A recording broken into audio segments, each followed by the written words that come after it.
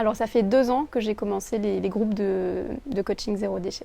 De par mon parcours, je me suis rendu compte que c'était pas si facile que ça en fait de réduire ses déchets. Et d'être accompagné ou d'être en groupe, ça peut être motivant et ça peut aider en fait à passer à l'action.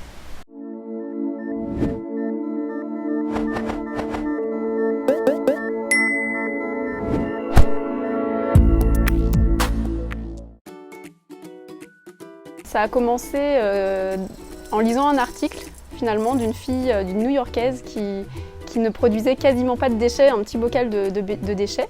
Et j'ai trouvé d'abord l'idée très saugrenue, je me suis dit mais c'est un peu bizarre. Et puis finalement en y réfléchissant, j'ai trouvé ça très intéressant et je me suis dit pourquoi pas essayer.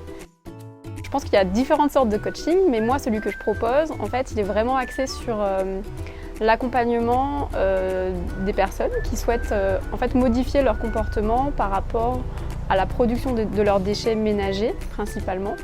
Donc en fait c'est un accompagnement sur le long terme. Alors, la durée d'un coaching, elle varie beaucoup en fonction de la personne et de sa démarche initiale en fait, et de sa demande initiale. Ma formule de base en fait elle est sur 1 an et donc j'accompagne les personnes 1 fois par trimestre.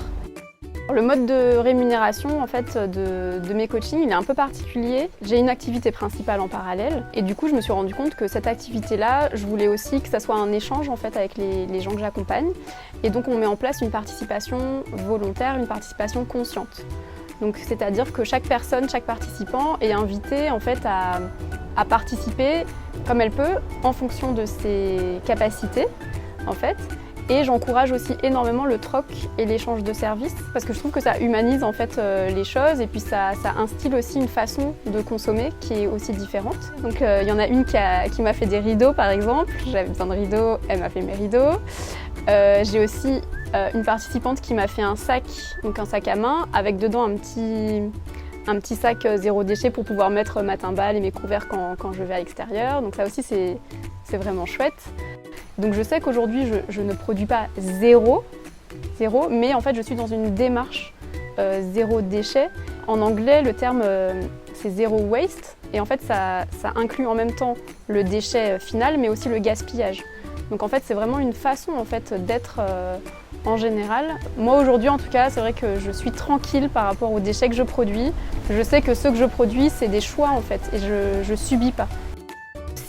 Si vous sentez qu'il y a quelque chose qui vous gêne dans votre rapport à la consommation, si vous sentez qu'il y a quelque chose qui vous gêne dans votre rapport au monde, à la nature en général, le zéro déchet ça peut être une piste, mais il faut vraiment partir je pense de son ressenti profond.